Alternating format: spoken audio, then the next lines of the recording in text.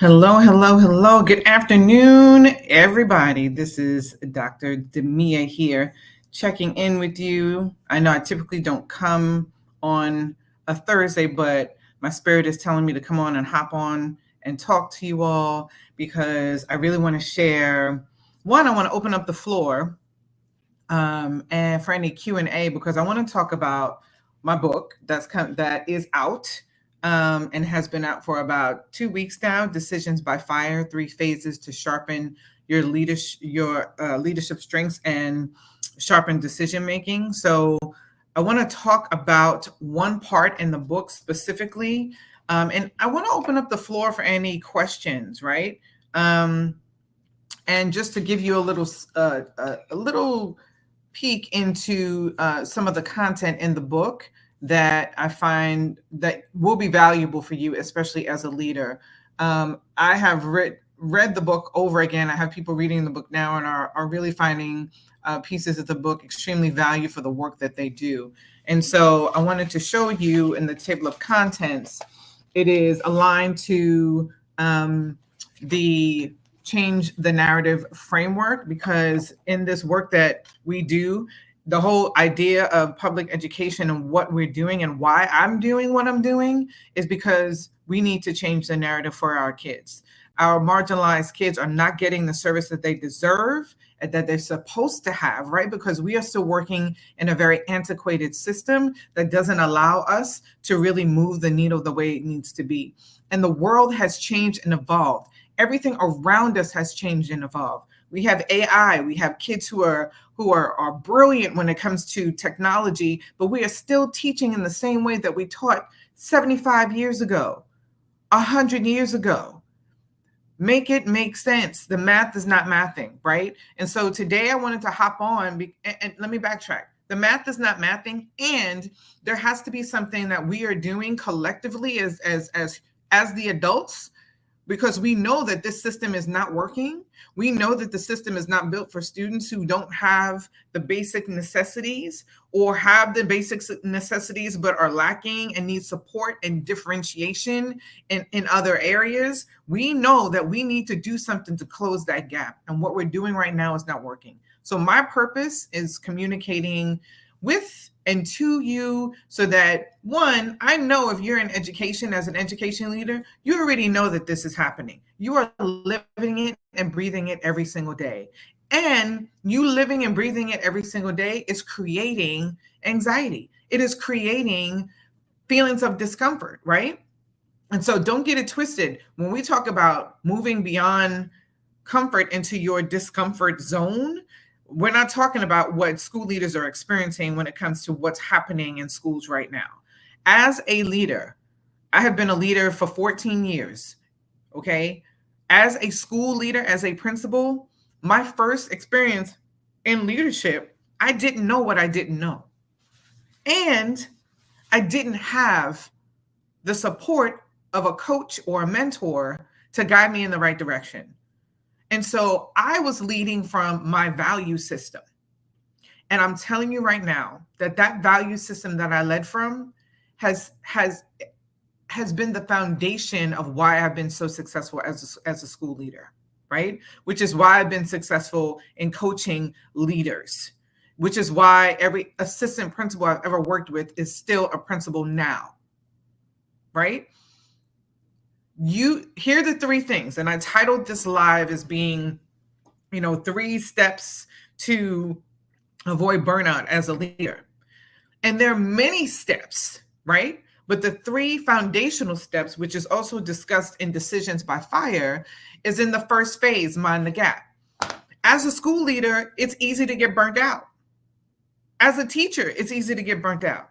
But as a school leader, our responsibility is to make sure that your teachers are not feeling the brunt and the weight of education, because we all feel it.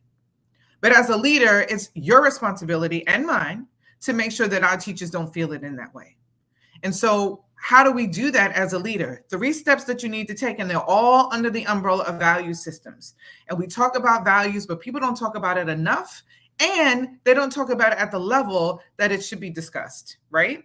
So the very first thing that you need to do, and I know a lot of you may be feeling like, oh, I've done this already. I know what my values are. I don't, see it doesn't impact my work. Yes, it does. It impacts every single thing that you do because you are guided by a belief system, and that belief system is vast, right? It could be religious beliefs, relational beliefs, you have belief systems that are guiding you front, left, back, and center. Okay. So I want you to take some time. Here are the 3 steps. 1, first of all, what are your values? Because there's a distinct difference between a value and a belief. That's the first thing you need to understand, right? Your values are things that you cannot live. You must. These are the things that guide you as a human being. They're the things that you hold dear to you that are non-negotiable, right? That is your value system. Your beliefs can change based on the experiences that you have. Your values don't. It is a non-negotiable.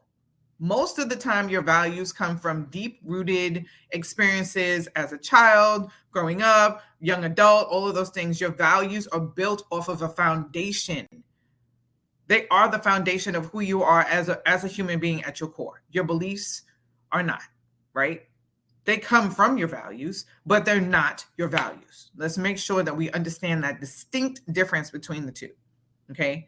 Don't have time to pull up Webster right now, but look it up in the dictionary. It is very different, okay? And even without the dictionary, just knowing the depth of the word, right?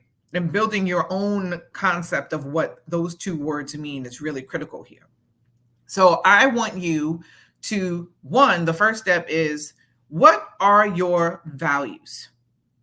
Like, truly reflect on them with a pen and paper, or however your brain processes work best. Write it down. Look at it on paper. Just don't say it in your head, because it's something that happens when you see things written down. It is actually a study tactic, right? When you see things written down, how the impact that it has on you as a learner, right? It sticks. So write your values down. Make sure you get those down. Take a look at them. As you look at them, think about the experiences that you have had to this point in your life that make this a value for you. I need you to connect deeply with your values. Not just, let me write down the values. Let me see the ones that are most important to me. Let me number them 1 through 10. Let me circle the top 3. It's more than just that, right? Because when we go through things too quickly, that's when we lose the message. So take some time, quiet time, glass of wine, a candle, whatever your scenario is, a park. It's a beautiful day out here in Atlanta, right? Take some time, jot down the things, your values, not the things that are important to you, but your values, the non-negotiables in your life. A value for me is freedom. That is a non-negotiable. If I feel like I am in a place where I do not feel free to make decisions, to move freely about, I'm out. And that comes to relationships. It comes to work. Freedom is a value for me that is absolutely non-negotiable. So write down your list of values, your non-negotiables. There's no discussion about it. There's no gray area. It is what it is, right? When you write those down, take some time. And I want to say a second, take some time to look at each one that you've written down. Next to the one that you've written down, so for me, freedom is a value. Why is that a value? I reflect on my past as a child, as a teenager, as a young adult, as a parent, becoming a parent, everything in my life up until this point. I reflect on why freedom is a value for me. And it's a value for me because I I feel like I'm trapped if I can't get, if I don't have the freedom to choose, right? Because very often in my childhood, I didn't have a choice on a lot of the things that happened to me. Freedom is a value, a non negotiable, right? Take each one of your values and go back and think the way that I just did. And I've been doing this, so it was quicker for me to come, but it may take some time for you to really think about why that value is the value that you have. It may become emotional for you. That's fine. That's good. Because now you're connecting to that value and who you are. Who you are inherent, like as a person, why these values are there is because of your experiences. And you need to connect to those experiences for the next two steps. Okay. Another value that I have, safety. Safety is extremely important to me and it is a non negotiable. Again, because of my experiences, I've been exposed to things and areas and things that were unsafe.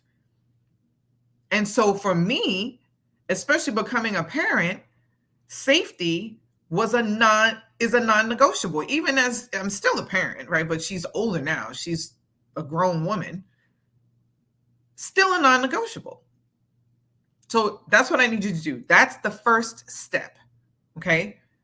Write down your values, look at each one, and take a trip down memory lane why these values are your non-negotiables. You could have 5, you could have 10. You don't have to do it all in one sitting, because the first time I did this, it was way too emotional for me. I couldn't do my list, the entire list the first time. I had to stop, walk away, take a break, because it was an emotional experience that took energy to do, right? And you know you're doing it right if you are experiencing like strong emotions. If you're not experiencing emotions and it feels like a checklist, like you're just doing it just to do it, it's not being done right. Okay? That's the first step. That could take today, tomorrow, however long it's going to take you to get through that list of values. Okay? That's your value reflection. The second step is your value alignment, right? Your value alignment. How do those values that you've listed, that you've reflected on, that I like to call really value mining, because you're digging deep, how are those values that you've value mined that may have caused emotional responses, like visceral responses from you, how are those values aligned to the work that you do as a leader? Right?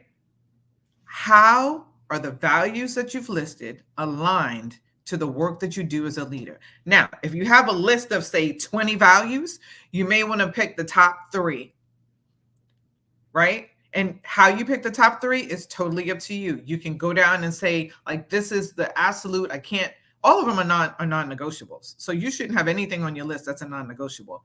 But maybe you just pick the 3 that are literally on top, or the 3 that are at the bottom. There's no rhyme or reason to how you pick the top 3. Just pick 3 just for purposes of this exercise. Now, you can go back and do the other ones as well, which I would suggest that you do, but pick 3 for now. Okay? Your value alignment is when you're looking at those values that you've listed that cause this visceral reaction in you, and you're aligning that to the work that you do as a leader. So, for example, one of my non-negotiables is freedom, right? So, freedom meaning, how does that value align to the work that I do? It aligns because it's important for every adult, every child in the building to have choice. For me, I want them to feel like they have the freedom and the autonomy to have choices, to be a part of the decision-making process, That is how values align in the work that I do as a leader. As a leader myself, that's the next step. I'm not going to go into that part. So value alignment to the work that I do. Freedom is important, is a non-negotiable for me. How that aligns to my work is that I want the adults and the students in the building to be able to have autonomy and have choice and be able to freely share their ideas, opinions, suggestions about the work that we do together, right? So that again is going to take some time for you to do. When you go back to your value-led, your values that you've listed that cause the visceral reaction, this is the second step. Now you're aligning it to your work as a leader. And if you can't pull this out, that means you didn't do the first step properly. You need to go back. Okay. Another value that I shared with you is safety. As a leader, how does safety align to the work that I do? Safety aligns to the work that I do because I am responsible for every single adult in that building. I have to make sure that there are things that are in place that keep every single living, breathing person in that building, big or small, safe. Just like freedom, I have to make sure that I'm providing or giving them opportunities to express their freedom and to make sure that they have the tools so that when they leave as students, they have choice. Freedom, right?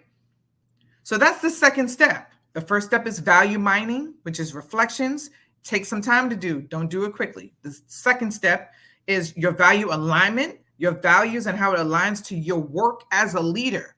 Now, the third and final step is your actions, your value-led actions. So, for example, one of my values is freedom.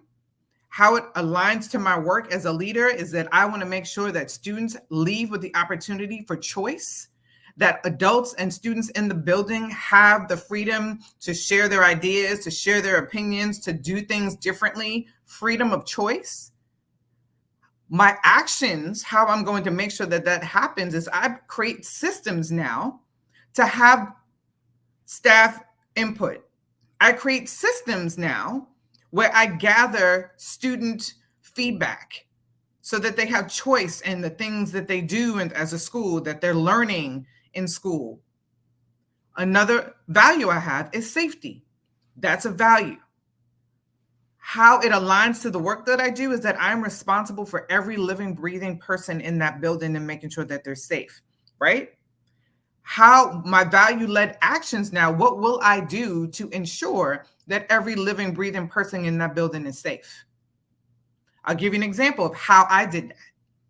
The first school I was a principal of in Baltimore City, huge building, over 700 kids, elementary, pre-K to 5.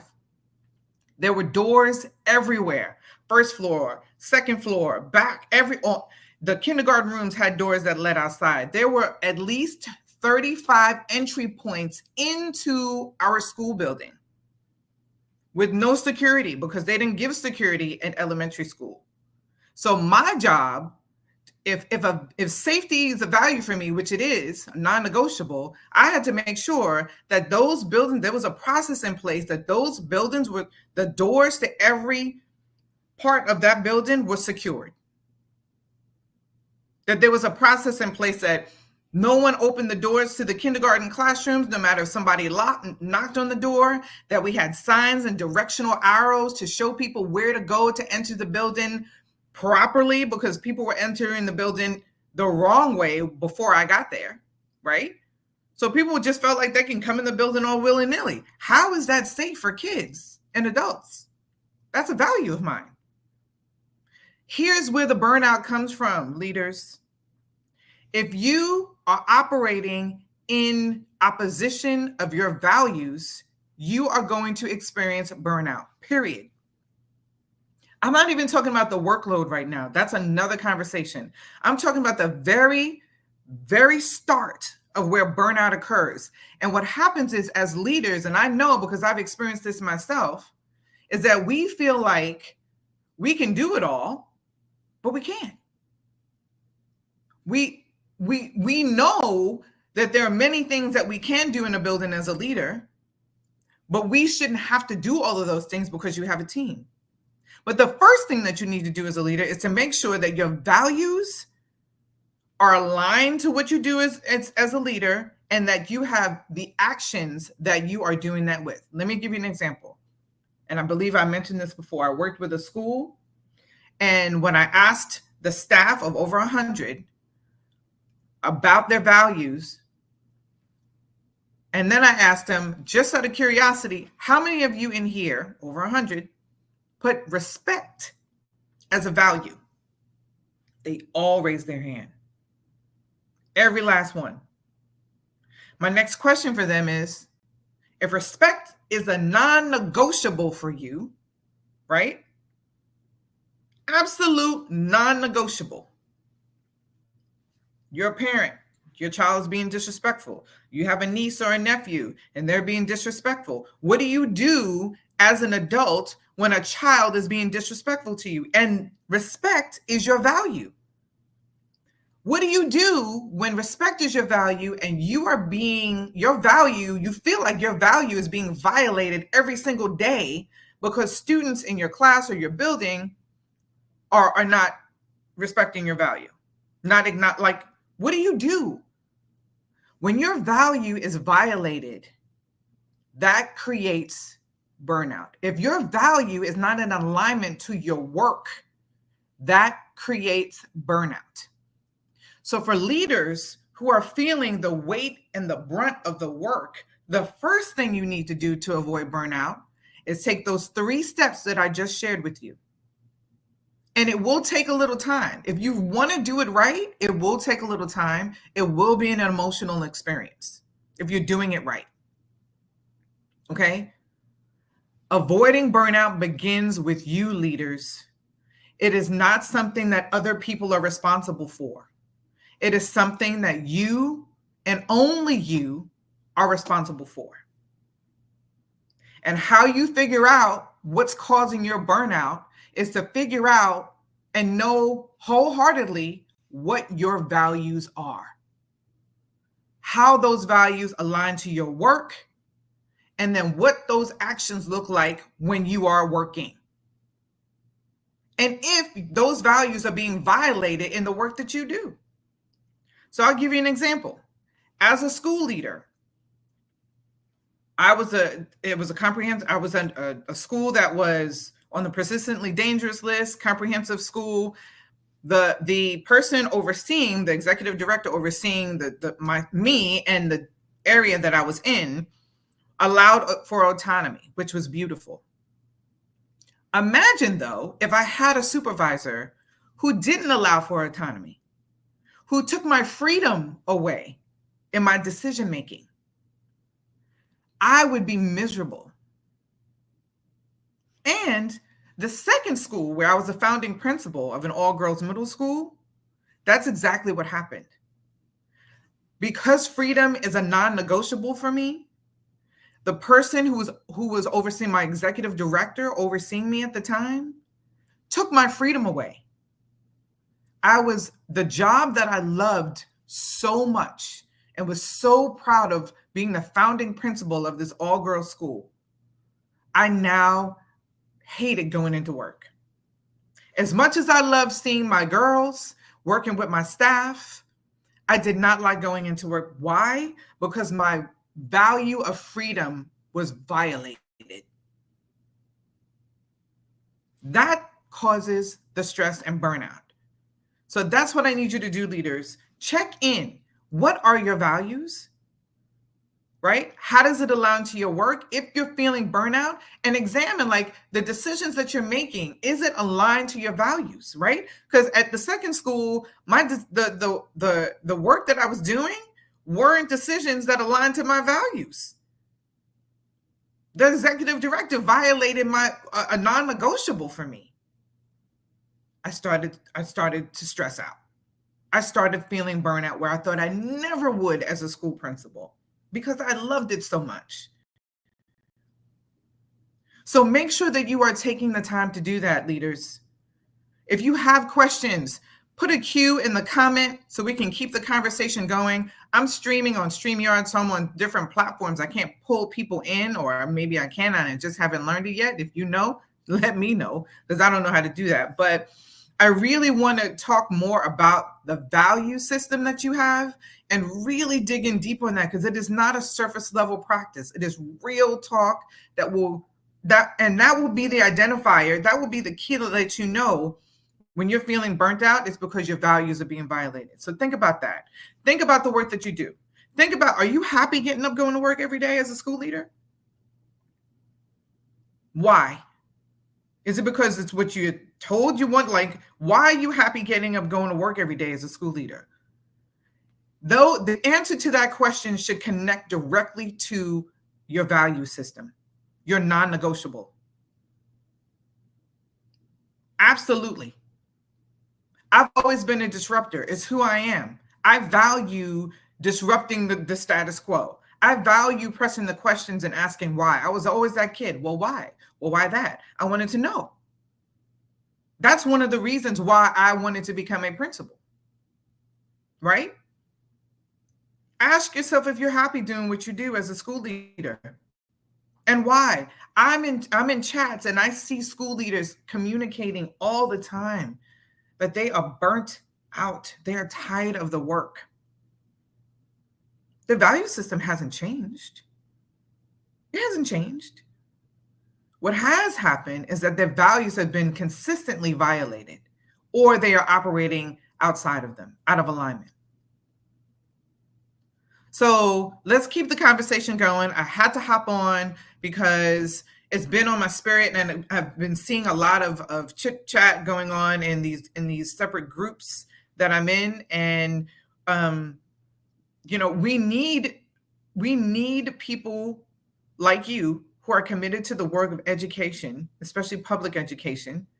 We need you as long as possible. And we need you to build the pipeline, build the leaders behind you to take the torch.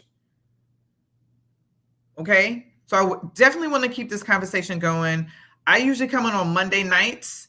And I think I'm going to do a part 2 to this conversation. And I want people to actually join in, because I'd like to keep the dialogue going around this idea about burnout and what burnout really does for, like, the impact that it has and how to start noticing when those things are happening. Okay. So again, in Decisions by Fire, the very first phase of the book, because there are 3, the very first phase of the book is mind the gap. That minding the gap is the gap between your values and your actions. Okay. Paying attention to that. Honing in, like this kind of focus, not that, but this.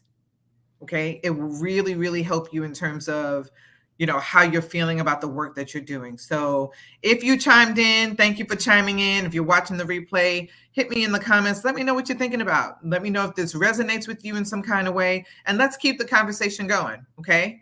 You all have a fantastic Thursday, and I will see you on Monday. Take care, y'all.